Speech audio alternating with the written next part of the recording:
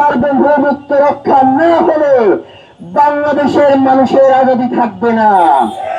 সুতরাং বাংলাদেশের এই পতাকা, বাংলাদেশের সীমান্ত, বাংলাদেশের মানচিত্র রক্ষা করতে হলে ওসমান হাদিয়ের খুনিদের বিচার নিশ্চিত করতে হবে।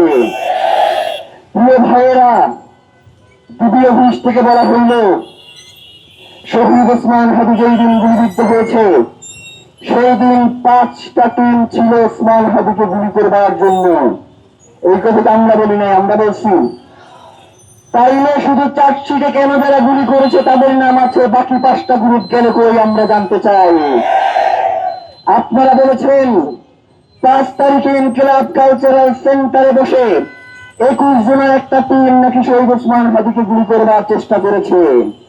আমরা তো ফয়সাল করিম, মাসুদ এবং আলমগীর বাদে আমরা 21 জনের টিমের আর কাউকে এই চার্জশিটে দেখি নাই।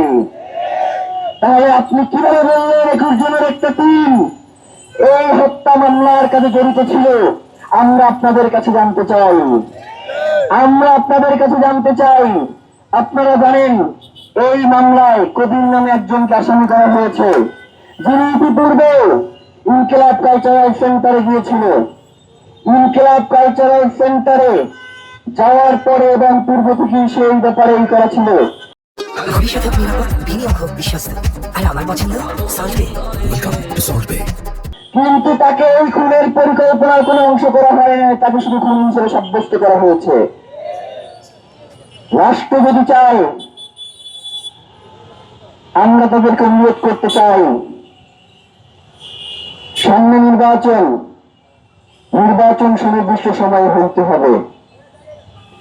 রাষ্ট্র যদি শহীদ ওসমান হাদির হত্যাকারীদের বিচার নিশ্চিত না করে তাহলে আমরা বুঝিয়ে বলি রাষ্ট্রীয় নির্বাচন চাই না।